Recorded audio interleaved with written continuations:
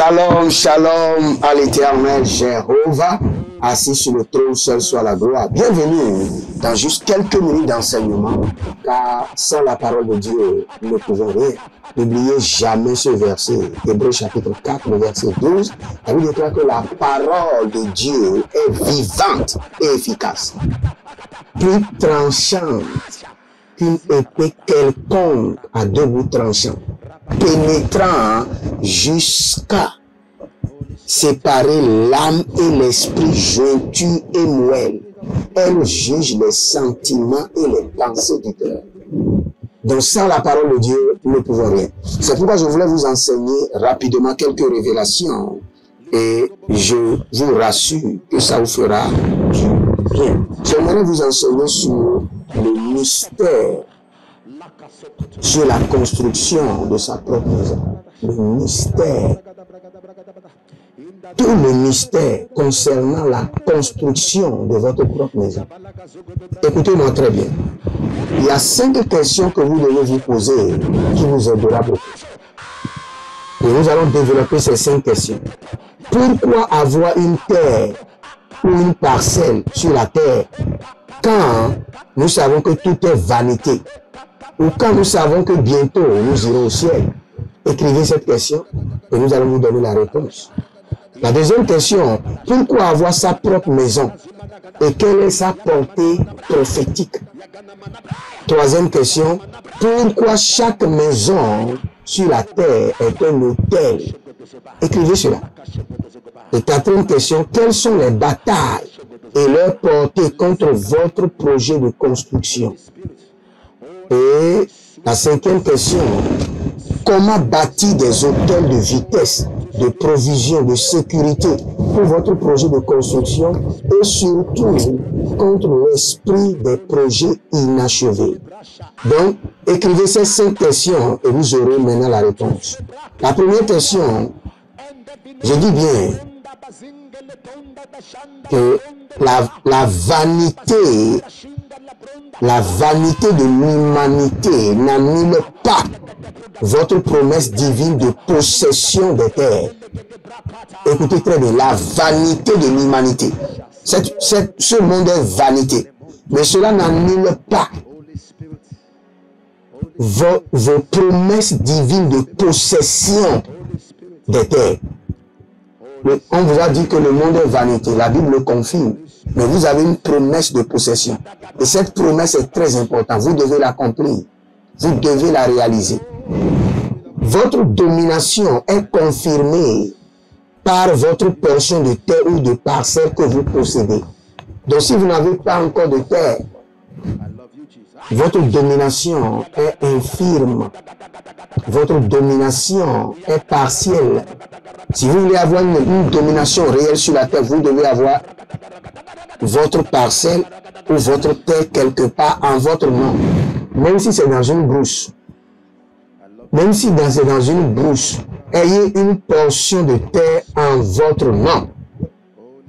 Aussi longtemps que votre nom n'est pas inscrit dans la liste des propriétaires terriens, votre domination sur la terre n'est que bavardage inutile.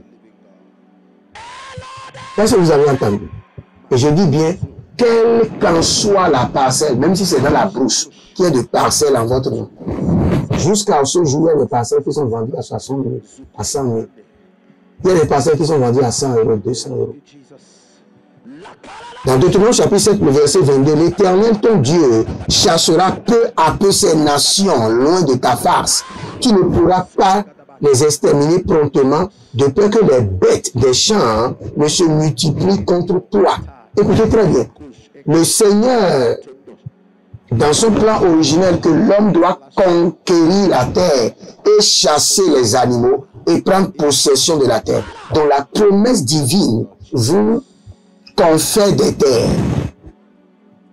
Dans Exode 23, le verset 30, je les chasserai peu à peu loin de ta face, jusqu'à ce que tu augmentes en nombre et que tu puisses prendre possession du pays. Donc le Seigneur veut que vous preniez possession non seulement des terres, mais de tout le pays. Dans Josué chapitre 8, le verset 1, l'Éternel dit à Josué, ne crains point et ne te ferai point. Prends avec toi tous les gens de guerre, lève-toi, monte contre Aïe. Vois, je te livre entre les mains le roi d'Aï et tout son peuple, la ville et son pays. Donc, en tant qu'enfant de Dieu, comprenez la vision de l'Éternel. Le Seigneur ne vous donne pas seulement des terres. Le Seigneur vous donne des villes et des pays. Levez-vous. Ayez maintenant cette mentalité de possession. Et moi, je vais vous donner une révélation que j'ai eue personnellement. Dans le règne de l'eschatologie, cela veut dire que lorsque Christ reviendra, la terre tout entière sera refaite et remis à la possession des hommes. Et si vous avez des terres, auparavant, c'est un avantage pour vous. Donc, posséder des terres, même dans le règne de l'eschatologie, dans le règne de Christ, ceux qui ont des terres auront de grandes portions de domination sur la terre.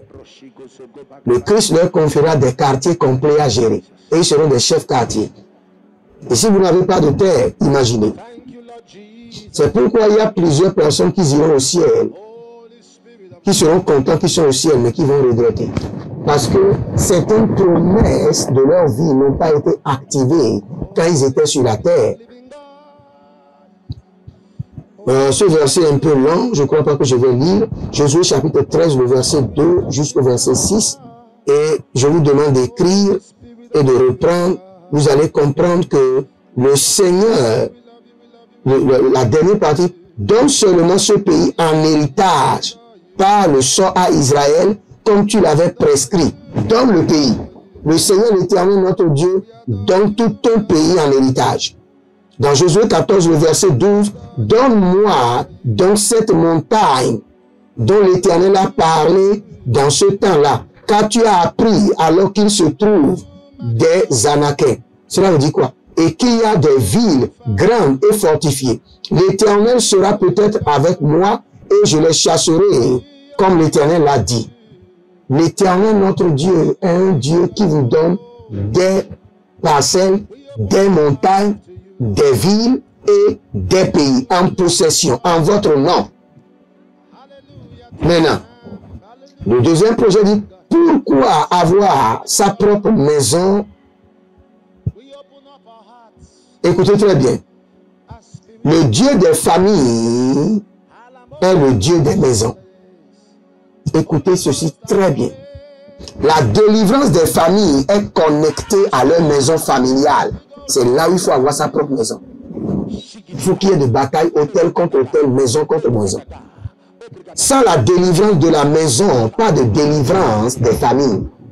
Sans la délivrance de la maison de votre père, pas de délivrance des familles. Maintenant, quand vous bâtissez votre propre maison devient maintenant une maison sainte qui fera la guerre à la maison de votre père. Pas là où vous avez loué votre propre maison. La bataille des hôtels est aussi la bataille des maisons. Vous devez avoir votre propre maison parce que c'est une exigence prophétique pour la victoire dans les batailles des hôtels et des maisons. Chaque maison sur terre représente une portion céleste de terre. Aïe, que quelqu'un écrive cela.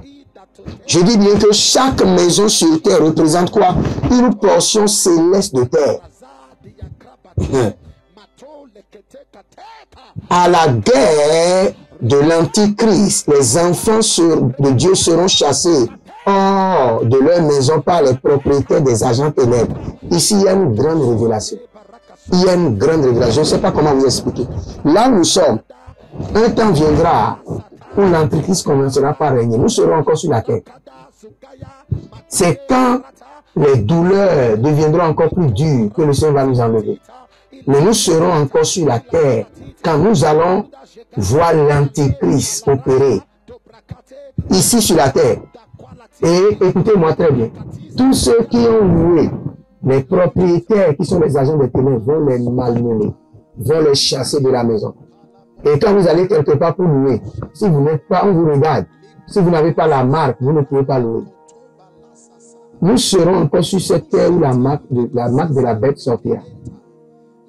Si vous n'avez pas votre propre maison, donc je vous dis, vous êtes à l'extérieur, vous travaillez et vous envoyez tout l'argent à la famille, mange, et vous ne voulez pas acheter une portion de terre. Vous allez comprendre tout à l'heure. Parce que quand les temps deviendront durs, quand le diable aurait développé son système de recolonisation démoniaque des maisons, vous allez comprendre. Parce que le système est en cours. Où dans chaque maison, il doit y avoir des hôtels qui reconsacrent la maison au diable. C'est pourquoi dans chaque maison, il doit y avoir des hôtels qui reconsacrent la maison à l'Éternel. Mais je vous dis, si vous n'êtes pas propriétaire de votre maison, vous êtes locataire, il vous sera difficile de conquérir toute la maison à l'Éternel en bâtissant d'hôtels. Votre hôtel n'est pas effectif à 100% dans une maison louée. Parce que vous ne possédez pas la terre. La terre peut être vendue à n'importe quelle personne. Et quand vous parlez au nom de la maison, dans le règne de l'esprit, on va vous dire que vous n'êtes pas propriétaire de cette maison pour parler au nom de la maison. C'est pourquoi vous devez avoir votre propre maison. Et dans Genèse chapitre 7, le verset 1, l'Éternel dit à Noé, entre dans l'arche, toi et toute ta maison, car je t'ai vu juste devant moi parmi cette génération. Cela veut dire quoi? L'Éternel, le Dieu de Noé, est encore le Dieu de sa maison. Et n'oubliez pas ceci. La Bible déclare toujours à Abraham, il dit, sors pour que tu me serves, toi et ta maison. Genèse chapitre 12, verset 1, l'Éternel dit à Abraham, va-t'en de ton pays, de ta patrie, de la maison de ton père, dans le pays où que je te montrerai. Dans Genèse chapitre 18, le verset 19, la Bible dit, car je t'ai choisi afin qu'il ordonne à ses fils et à sa maison, après lui, de garder la voie de l'Éternel. Donc l'Éternel est intéressé à votre maison. Et quand je parle de maison, je parle d'abord de la terre et je parle de votre famille. Si vous avez toute une famille dans une maison louée, il y a certaines expériences de domination, certains niveaux de domination que vous ne pouvez pas expérimenter. Donc le but pour lequel le Seigneur a sauvé Abraham, c'est pour que Abraham puisse engager toute sa maison dans le service de l'Éternel. Maintenant, pourquoi chaque maison est un hôtel? Vous n'aurez jamais un hôtel permanent et efficace si vous êtes en location. Parce que les lois du propriétaire de la maison est plus élevée que les lois du locataire. Je reprends. Vous ne pouvez jamais avoir un hôtel consacré, efficace, dynamique dans une maison où vous avez loué. Par exemple, vous avez établi un hôtel de prière et vous êtes sur votre hôtel de prière dans votre chambre où vous avez loué. Et le propriétaire qui a sa maison est en train de reconsacrer sa maison à l'esprit des eaux. Il dit, je reconsacre toute ma maison à l'esprit des eaux. C'est lui qui a la maison. La maison est en son nom. Le diable va l'exaucer plus que Dieu va vous exaucer. Genèse chapitre 19, le verset 3. Mais Lot les pressa tellement qu'il vint chez lui et entrait dans sa maison. Lot n'était pas dans la location. Il a reçu l'ange de l'Éternel, les trois invités célestes, dans sa maison. C'est-à-dire que cette maison l'appartient et est consacrée à l'Éternel et sa famille marche selon les voies de l'Éternel. Genèse chapitre 11, verset 3. Ils se disent l'un à l'autre, allons, faisons des briques et cuissons-les au feu. Et la brique leur servit de pierre et de bitume. Écoutez très bien, c'est là où il y a un secret.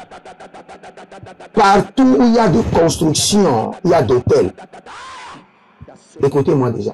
Partout où il y a de construction, il y a déjà d'hôtels. C'est ce que le règne spirituel appelle déjà hôtel. Même si vous construisez une maison dans l'ignorance, vous avez déjà bâti d'hôtels. Dès que vous joignez des briques, dès que vous joignez des pierres, il y a déjà d'hôtels. soit consacré à l'Éternel, soit consacré au diable. C'est ce qu'il faut reconnaître d'abord. Et dès que vous joignez des briques, et vous ne le dédiez pas ni à l'Éternel, ni au diable, c'est sûr que le diable viendra prendre siège. Parce que le diable ne laisse pas le vide. Parce que lui, il est assoiffé d'adoration. Dès que vous ne le dédiez pas, lui vient. Pour qu'il ne vienne pas, vous devez dédier cela à l'Éternel. Et toi, fils de l'homme, prends une brique, place-la devant toi, et tu traceras une ville.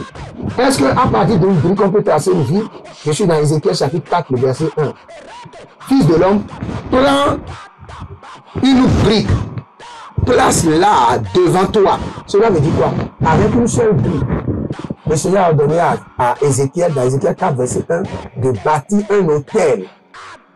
Un hôtel pour reconquérir une ville. C'est pourquoi quand on veut construire, vous voyez, le gouvernement fait une pose de pierre. Les poses de pierre, ça répond à Ézéchiel chapitre 4, le verset 1. La pose de pierre est prophétique. Donc quand il y a de construction quelque part, il y a déjà d'hôtel.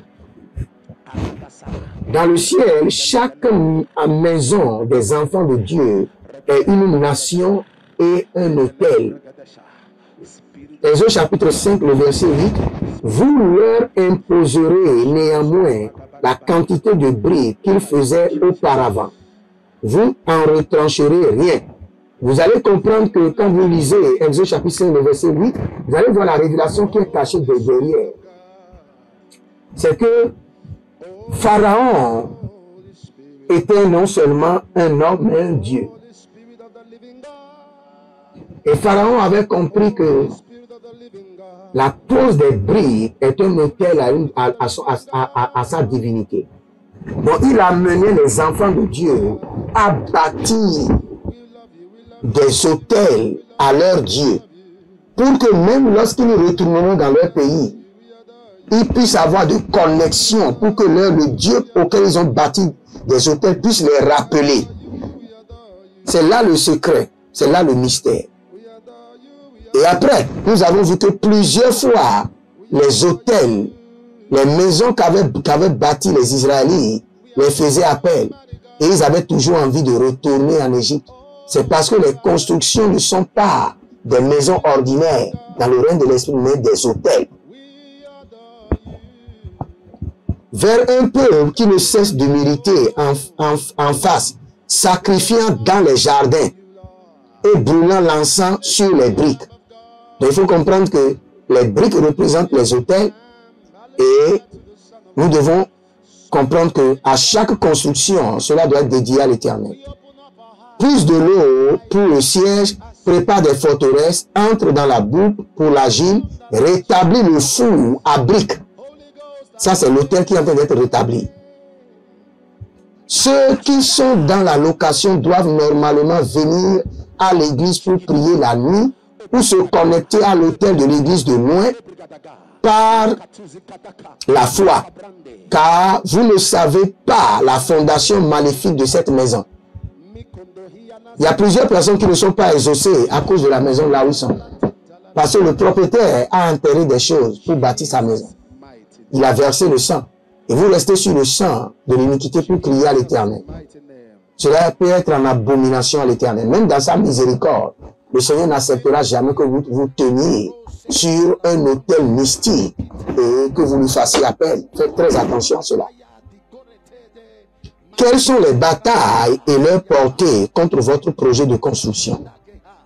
Zacharie chapitre 4, le verset 7, il dit, qui es-tu, grande montagne, devant Zorobabel? Cela veut dire toute personne qui décide d'acheter une parcelle ou de construire sa maison se verra combattre par la montagne de Zorobabel. Tu seras aplani.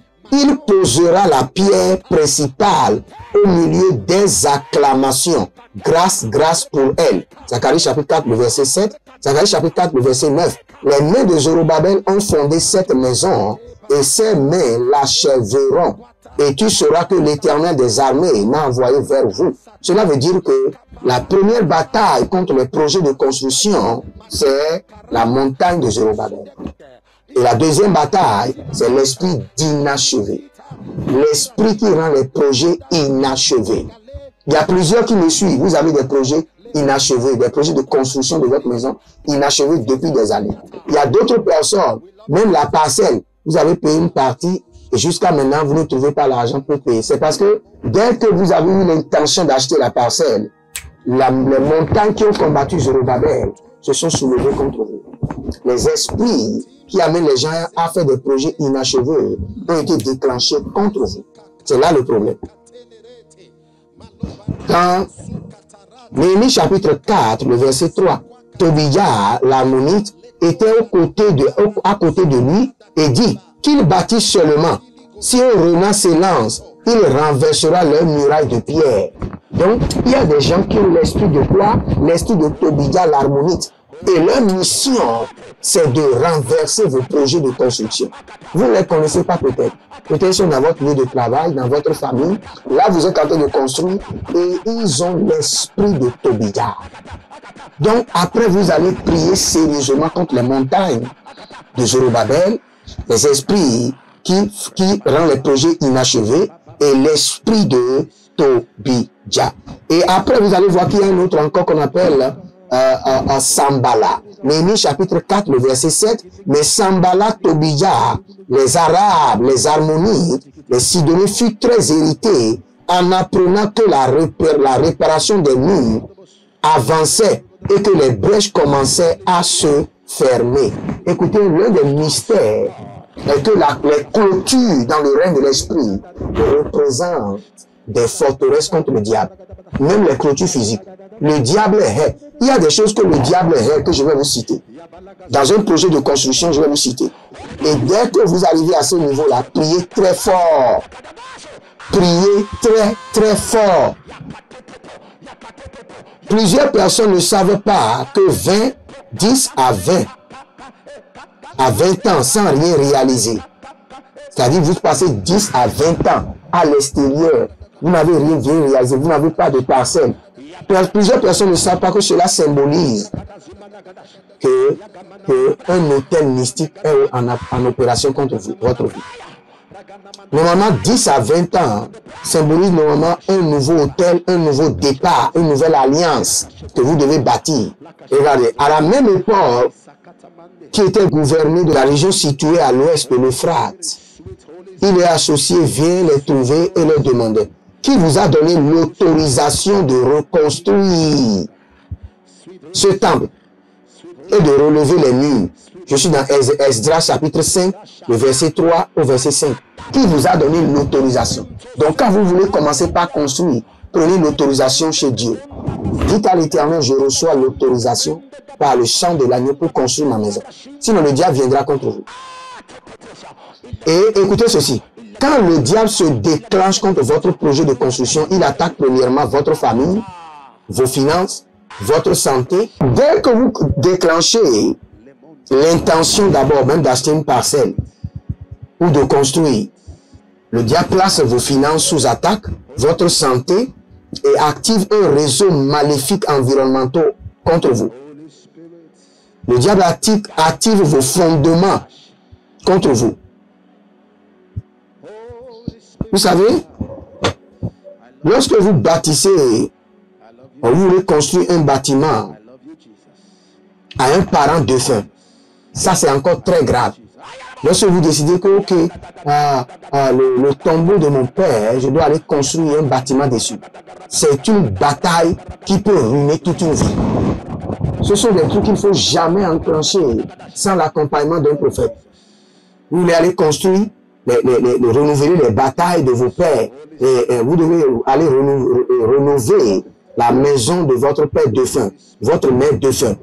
Il y a trop de batailles qui accompagnent. Ou bien vous voulez construire une tente sur le tombeau de votre père.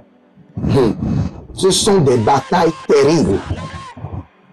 Regardez, il y a 5 choses que j'ai écrites ici qui énervent le diable. Et quand vous voulez venir à cette étape dans votre construction, il faut beaucoup prier. La première des choses, c'est la fondation. Dès que vous voulez faire la fondation, il faut beaucoup prier. Dès que vous voulez faire la clôture de votre maison, la clôture, c'est un signe de limitation du diable. Après, Lorsque vous voulez amener de l'eau dans votre maison, regardez la bataille de Jacob pour trouver de l'eau. La Bible déclare qu'il a construit des puits, on lui a arraché, on l'a chassé. Quand vous voulez faire la peinture, les sorciers n'aiment pas la peinture. Rénovation de maison, peinture, la bataille qui l'accompagne. C'est terrible. Si le Seigneur ouvre vos yeux, avant même de faire la peinture de votre maison, vous allez prier 100 jours. L'électricité dans la maison, le jour où vous amenez le courant dans la maison.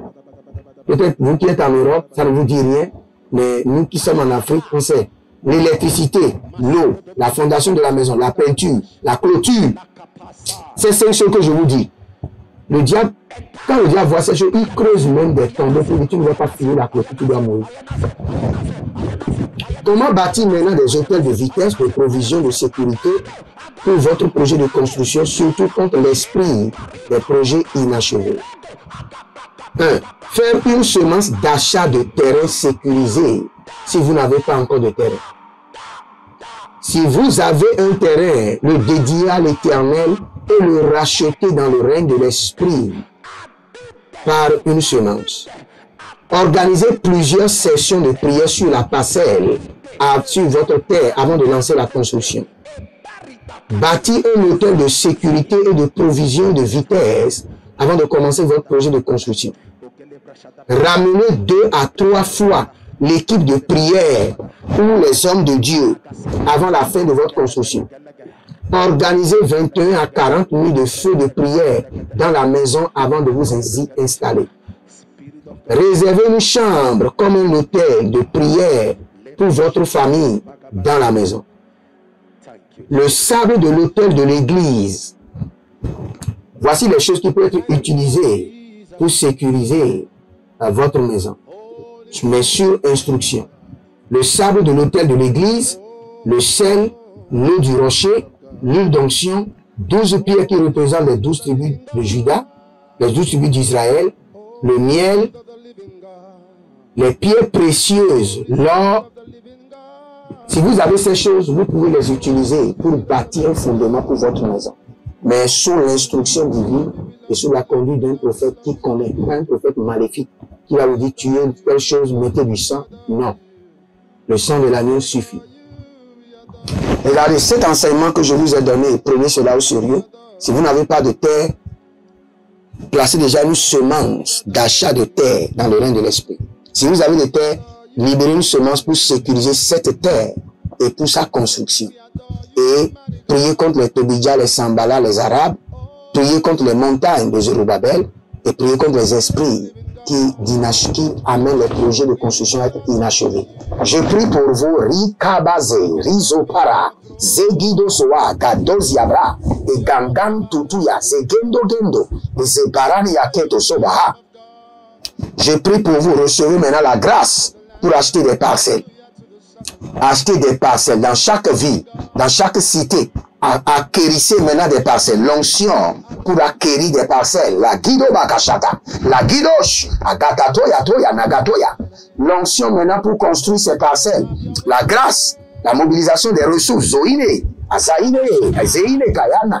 Boike Toloba. Agabatuyanda Zere. Au nom de Jésus-Christ de Nazareth. Et que tout projet inachevé, recevez la grâce. Recevez les financements. Au nom de Jésus-Christ de Nazareth. Libérez une semence concernant cet enseignement et faites les prières que je vous ai données au cours de l'enseignement et vous verrez la gloire de Dieu. Jeremiah Naoum, votre homme serviteur, dans ce sujet très typique, les mystères qui accompagnent la construction de votre maison. Shalom, je vous aime.